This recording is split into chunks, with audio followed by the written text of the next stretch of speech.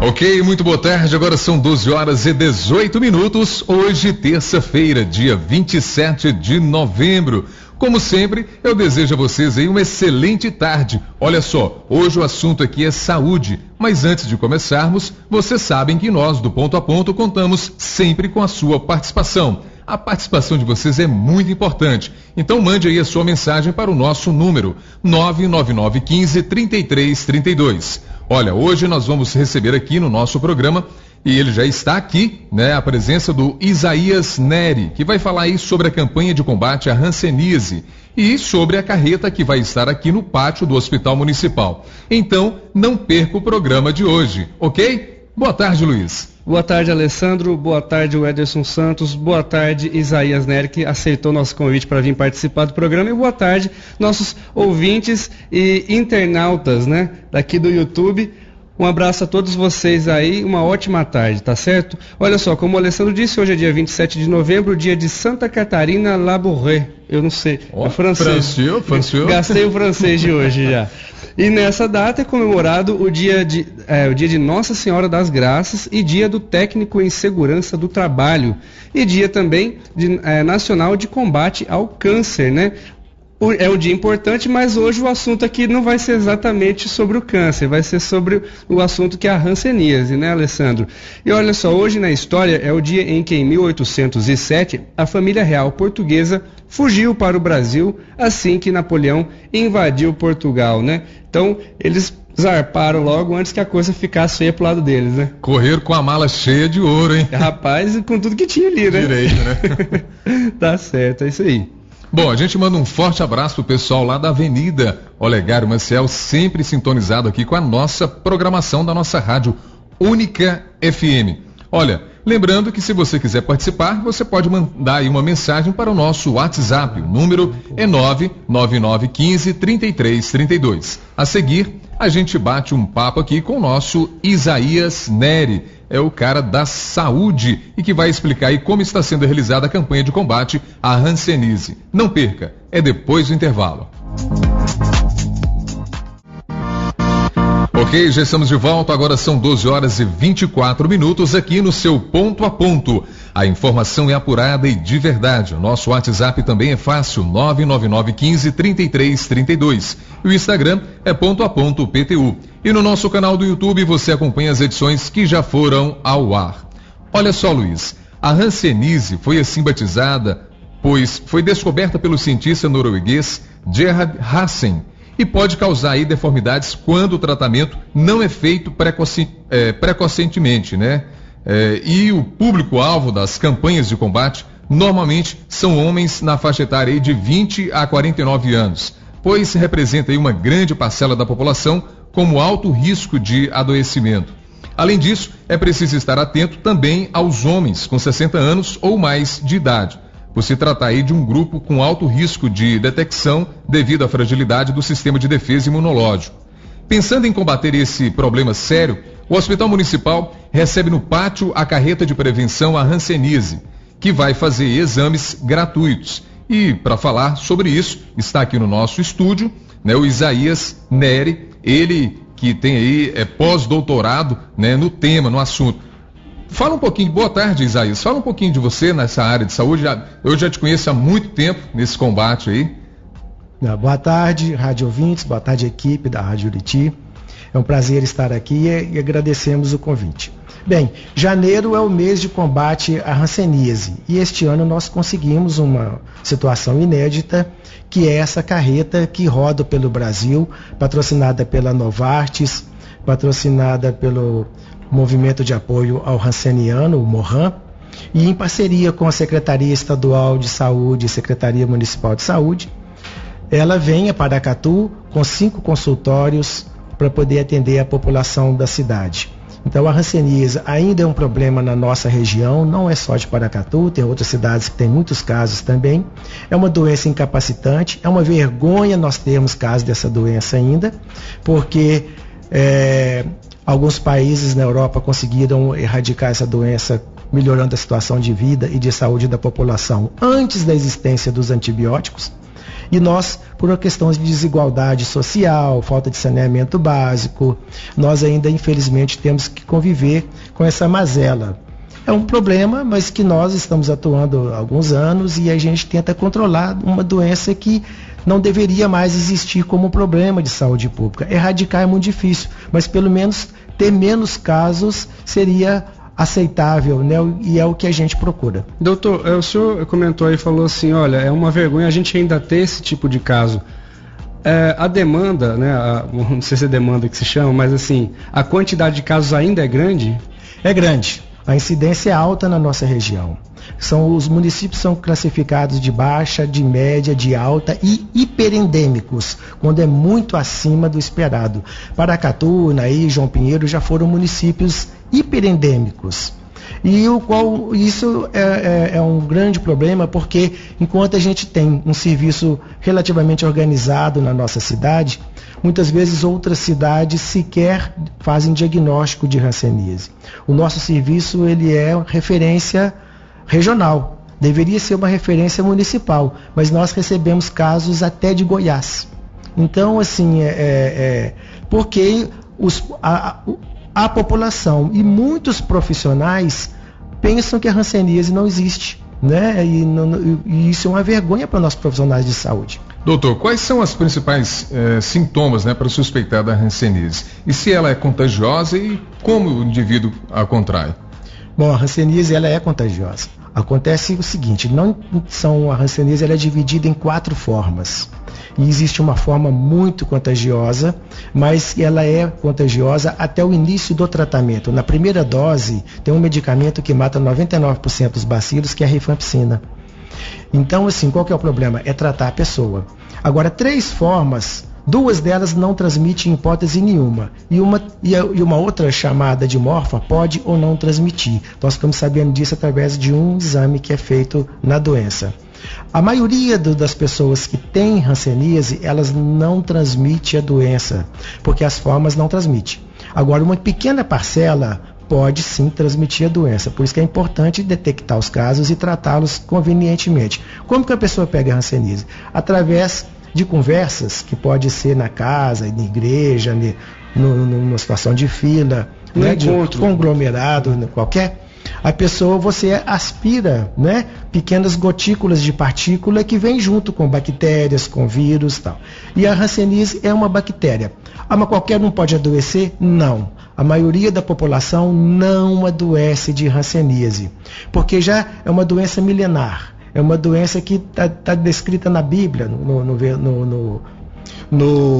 É a mesma, pode dizer, a lepra, né? O pessoal falava, antiga lepra. Antiga lepra. Mas a lepra, descrita na Bíblia, no Levítico, capítulo 13 ao capítulo 15, fala de manchas. E fala de problemas de pele, manchas na parede das casas, mancha nas roupas.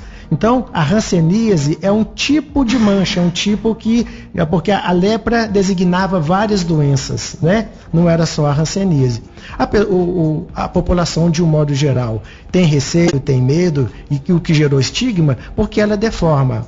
A pessoa pode ficar com sérias deformidades para o resto da vida, quando não trata adequadamente e a tempo prazo. Doutor, é real mesmo essa situação onde a pessoa, por vergonha, deixa de procurar tratamento?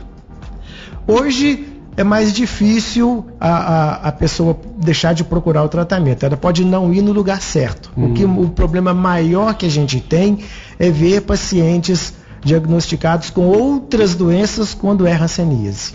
Por isso que é muito importante os profissionais de saúde participarem dos treinamentos. E aqui em Paracatu, eles participam, né? O que pode não acontecer em outros locais, mas aqui em Paracatu nós temos sempre fazendo treinamentos, trazemos pessoas gabaritadas de fora, grandes especialistas. A coordenadora nacional do programa de hanseníase do Ministério da Saúde já esteve aqui treinando médicos e enfermeiros.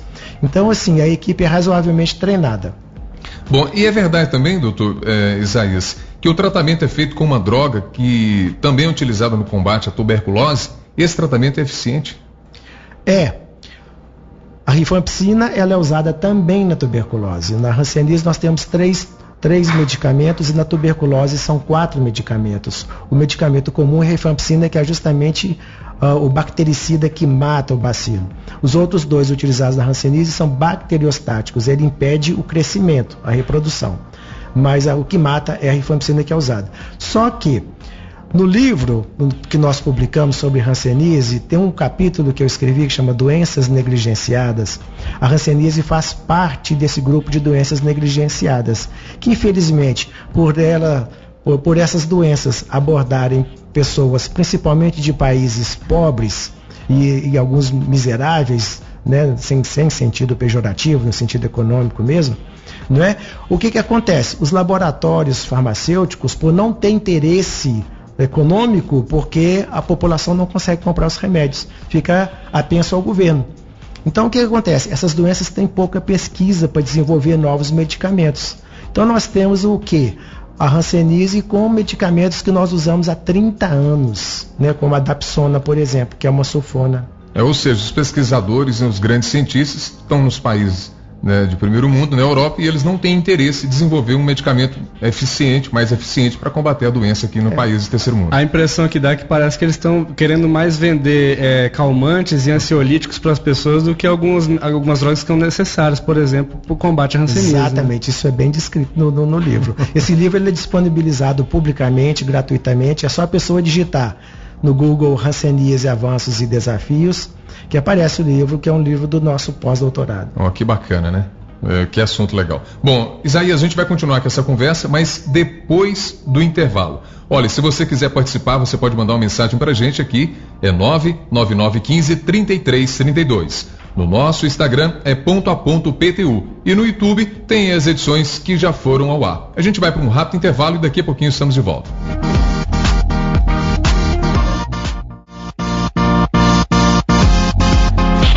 Ok, muito boa tarde, já estamos de volta com o nosso Ponto a Ponto e a gente conversa aqui com o Isaías Neri, ele que está à frente no combate da hanseníase.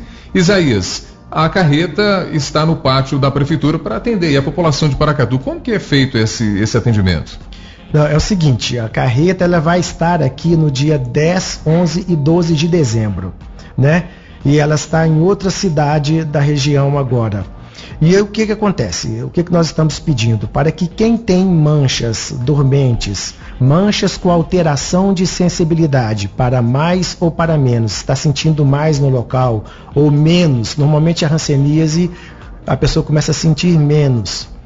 Ou caroço, que são os nódulos, que aparece sem uma explicação, ou braço ou perna que começou a doer, que pode ser uma hanseníase que está atingindo os nervos da pessoa, porque a hanseníase é uma doença de pele e nervos superficiais. Nossa. Então, o que acontece? Pode ter hanseníase sem mancha? Pode. Em torno de 6 a 7% dos casos onde ela ataca diretamente os nervos. Se não for tratado, esses nervos lesam e a pessoa pode ter uma deformidade no braço, na perna, né? E ficar com situações complicadas. Mas o que acontece? Pessoas com alterações na pele, né? Que não é uma alergia, né? E nós já recebemos até casos que eram tratados como alergia e que na realidade era hanseníase. Qual que é a diferença? Mesmo em processos alérgicos, a mancha da alergia, a placa da alergia, ela coça. Na hanseníase a mancha não coça. Ela tem alteração de sensibilidade. Na maioria das vezes a pessoa sente menos. E nos casos mais graves não sente, onde é uma anestesia mesmo, que pode machucar. Então como que faz? Passa um fio dental, um algodão na mancha e fora da mancha, na placa, né? Placa quando tem alteração na textura da pele, normalmente maior. Então, assim, tem muitas doenças que dá mancha no corpo, mas com alteração de sensibilidade é só a hanseníase. É bom deixar bem claro que essa doença tem cura, né, Isaías? Tem cura, tem antibióticos, são 3 medicamentos que a pessoa toma em torno de 1 ano e ela sim fica curada, mas para não ter sequelas, quanto mais cedo iniciar o tratamento, melhor. Muito bom. Eu queria aproveitar, o Ederson fez um favor para a gente, procurou aqui o livro, está no PDF. Esse é o seu livro, né, doutor? Sim. Hanseníase, Avanços e Desafios. Para quem estiver assistindo aqui no YouTube, vai encontrar aqui, ó. É só procurar no Google que acha, é fácil de baixar. Fácil. Né? Mais de 5.000 pessoas, em torno de 5.500 já baixaram esse livro. Então, é importante, principalmente para o pessoal da parte técnica aí que está querendo ter mais informações a respeito. Disponível para pesquisa científica. Exatamente, está disponível e está para download, né? O que é melhor ainda. Download. Muito então, bom. Só voltando para ficar claro, o que a pessoa tem que fazer que está apresentando esses sinais? Procure um serviço de saúde. Pode ser na estratégia de saúde da família, do seu bairro, ou pode ser na clínica da mulher, onde tem um clínico ou uma enfermeira treinada para poder ver os sinais e sintomas. Se houver suspeição, a pessoa vai ser agendada pelo serviço para a carreta, que vai ser entre 10 a 12 de dezembro, e ela vai ficar estacionada no fundo do pátio municipal, porque ela é muito grande, então não pode deixá-la em qualquer lugar. Então vai dar tempo, o pessoal que mora na área rural, o pessoal que mora longe da cidade, pode vir para o hospital municipal ou para algum pronto-socorro ou mesmo num PSF e se agendar para essa. Qual é o endereço, o local mais adequado? O ideal é que ela procure um local que faça consultas clínicas. O pronto-socorro é complicado porque o pronto-socorro é mais para emergência, acidentes. Mas tem os serviços de saúde, como a Clínica da Mulher, que atende todos os dias, tem a Clínica Rural, né, que fica do lado do asilo, que também atende.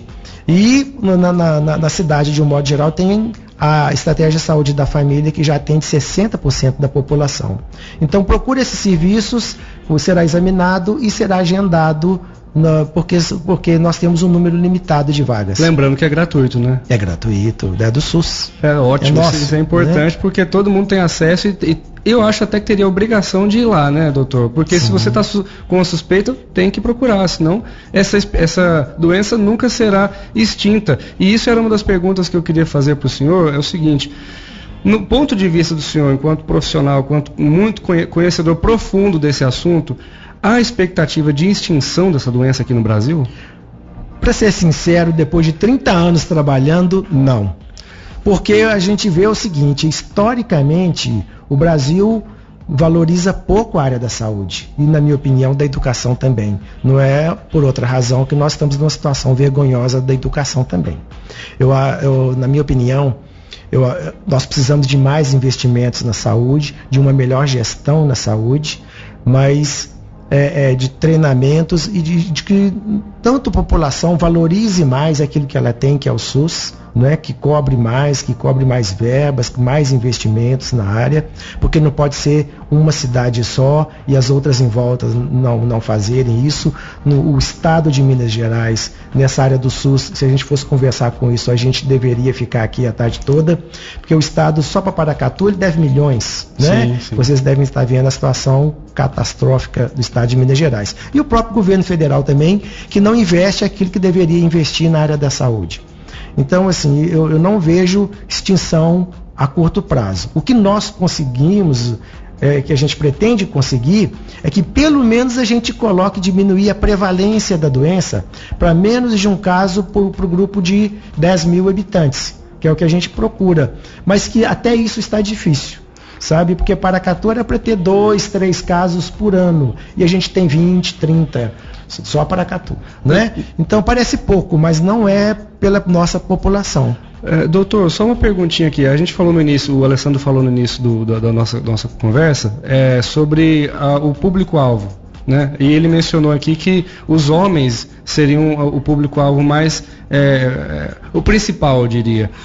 Ainda hoje é dessa característica, homens de 20 a 49 e homens acima de 60 também? Depende da região, mas assim, de um modo geral, os homens são mais afetados, mas eles são um pouco mais afetados. Na prática, adultos jovens e idosos são os mais afetados pela hanseníase. Só que em Paracatu, o meu mestrado foi hanseníase em criança, para mostrar que em Paracatu nós tínhamos um iceberg, né? E que quando acontece hanseníase em criança, é sinal de que a doença está fora do controle. Nossa. Porque a hanseníase, o bacilo, é o bacilo que mais demora a duplicar. Ele chega a demorar 12 dias para poder dividir, ao passo que um vírus muitas vezes é em questão de segundos, não é?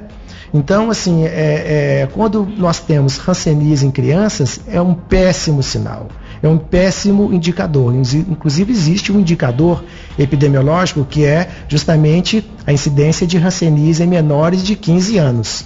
E o meu mestrado foi sobre isso, sobre a hanseníase em menores de 15 anos. Tá certo. Nosso programa já está meio que chegando ao fim, né, Alessandro? A gente poderia pedir então para o doutor Isaías para convidar então a população, fazer aí realmente um convite e o anúncio para o pessoal de quando até quando, onde e quem pode ir. Reforçar o convite. Então, muito obrigado, agradecendo de novo, muito obrigado pelo convite à rádio.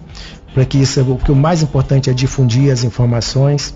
Todo mundo que tem manchas, caroço, que são dormentes, que tem alteração de sensibilidade, procure um serviço de saúde da cidade e o serviço de saúde vai encaminhá-los, vai agendá-los entre segunda e quarta-feira, entre o dia 10 e 12 de dezembro próximo. A carreta vai ficar estacionada no fundo, no pátio do Hospital Municipal, por uma questão de logística, porque nós precisamos que a carreta tenha acesso à água, 220 volts e esgoto. Muito obrigado. Legal, nós é que agradecemos a sua presença aqui, Isaías.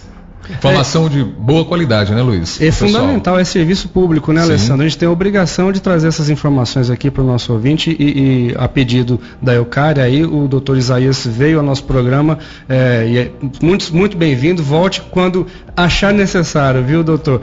Bom, da minha parte, Alessandro, nosso programa já chegando ao fim, então eu agradeço a companhia de todos, desejo uma ótima tarde e até amanhã. Ok, Luiz, é isso aí. O nosso ponto a ponto de hoje fica por aqui. Nos trabalhos técnicos de Ederson Santos, edição e reportagens, Luiz Otávio Sá, e na apresentação, Alessandro Silveira. Um abraço a todos, uma ótima tarde e até amanhã. Fiquem todos com Deus.